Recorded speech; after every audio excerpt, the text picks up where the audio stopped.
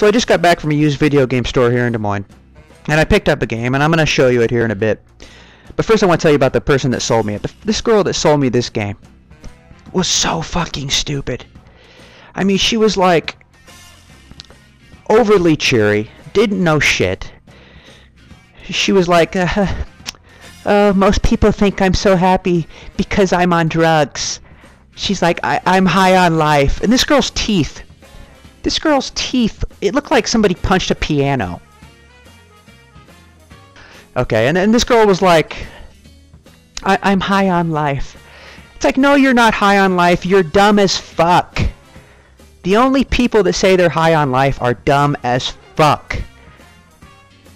I mean, I've never been high on life. You know, the only reason people say they're high on life is because they're fucking dumb as fuck. These people, like, wake up and they don't even know how to get out of the fucking house.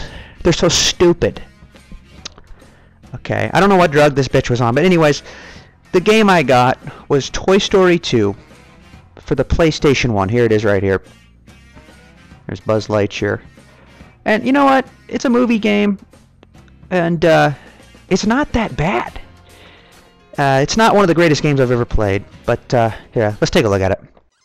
Toy Story 2 for the PlayStation 1 is a game based off of the movie called Toy Story 2. Who would have guessed? Toy Story is a movie that played a huge part of my young life as a child. I still remember at 5 years old in 1995 going to the theaters and seeing this great movie with my father. And of course, as soon as this game came out, I had to have it. And I got it. And at the time, I thought it was a great game. And looking back on it and looking at it now, it's definitely not a great game. But it's worthy of your time, and it's worthy playing. Now, here's the first level, obviously. And you're going to notice that your main weapon of choice in this game is going to be this, obviously, Buzz Lightyear's laser here. Which is pretty cool. I mean, you don't shoot lasers too often in video games as a weapon. And, see, I'm destroying the enemies here with this laser. And when you jump, you can double jump by using Buzz's wings, which is hitting X twice. You know, you grab onto ledges just automatically by jumping onto them. And this book here has an icon above it of a hand, which means you can push this item over, as I'm going to do right now. And you use these items to get on to higher plateaus. And these floating squares are basically tutorials. They tell you how to do different things in the game. It's a pretty basic game. It's pretty easy, pretty simple. The controls are pretty good. And one of the minor gripes I have is the camera angles. When you turn, the camera doesn't follow Buzz perfectly. As you can see, I'm turning to the whatever direction I was turning, and it took forever for the camera to turn. That's one issue this game has. Now, do you see this line above Buzz? These are in just about every level in the game. Once you jump up, see, you slide down them to get to different areas of the levels.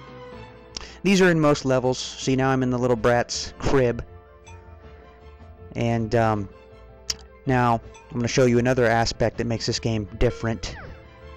I'm going to grab these tokens. These tokens you give you more lives. But you can go to a first-person view mode here.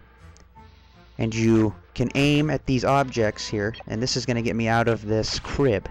So this is another cool aspect of the game that helps you move along. It changes things up a bit. And helps make the game a little bit more unique. Alright, and here we are up in the attic, fighting a boss. And this is the first boss of the game. And a lot of bosses are going to be like this, where you can't really hurt them with lasers, but you can hurt him by swinging around with his wings, which I guess is a special attack in this game. See, and every time he stops, you hit him, he gets hurt. Wash, rinse, repeat. It's basically like this throughout the game with a lot of these bosses. And my goodness, like, where do these toys come from in this game? Were these toys made by like Jeffrey Dahmer? I mean, these toys are just evil, and this thing fucking. He's got electric coming out of the top of his head. Can't you get sued for that shit? Can't kids get hurt with toys like these? Anyways, I just beat the boss, and you get this token. These tokens are how you move on in the levels. And I'm just gonna move on because I'm not doing a fucking walkthrough here. I'm trying to do a fucking review. The levels in the game are all pretty varied. You got a lot of different areas you can go at in the game. You've got everything from, you know, obviously Andy's house, to a construction site, to an airport, to a toy store, to an adult film store. Yes, that's right. There's actually a level in this game where you run around in an adult film store and fight dildos. You know, you jump on top of fuck flicks and dirty movies. No, I was actually lying there. But you know, no, the point is the levels in the game are pretty varied. You know, there's many different areas that you play in, and you know, there's nothing mesmerizing about the levels in the game, but they get the job done.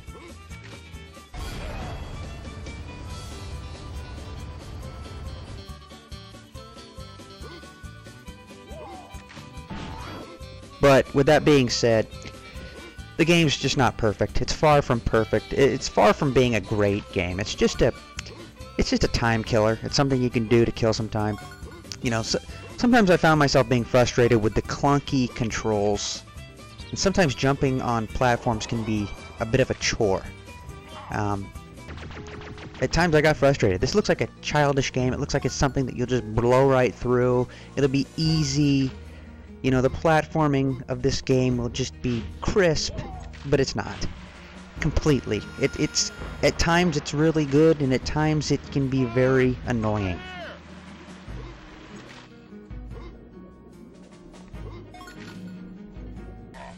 One of the best things about this game is the music. It reminded me kind of like A Bug's Life for the PS1, which another game that had a pretty good soundtrack. You know, and it's like this game. The soundtrack is kind of jazzy and upbeat and energetic, and then, you know, some of the boss levels music's more serious, and it sounds like it might be a little orchestrated.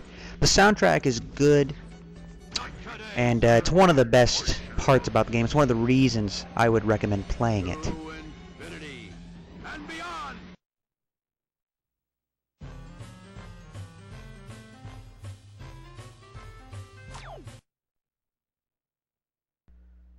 And the end boss fight in this game is like, it's like one of the most hilarious things I've ever seen in my life. Like, look at this. You've got 3 guys, 1 health bar, and there's no strategy at all. There's no dialogue before the fight. It's like you don't know what the fuck you're supposed to do. You're just supposed to attack them. That's all you do. You attack 3 guys, these 3 toys that are mauling you, and there's just no strategy. Just go hit them. That's the end boss fight. You know, you've got strategy in all the boss fights except for the last boss fight. What the fuck is this? You know, it's definitely a little frustrating knowing that the last boss fight, you don't need any strategy for it. I mean, come on. But still, it's fun, you know. It's just hack and slash goodness. Down goes the fat prospector and big old skinny fucker here. And that's it. That's the game. And what the fuck are you doing, Woody? Like, what the fuck was that? Like, seriously, he's just flapping his arms like a fucking fish that's out of water. Like, hey, fellas, Buzz Lightyear just saved the day for me and my girl. But yeah, that's the gist of it. I mean, this is a pretty solid game overall, especially when you compare it to other games that are based off of movies.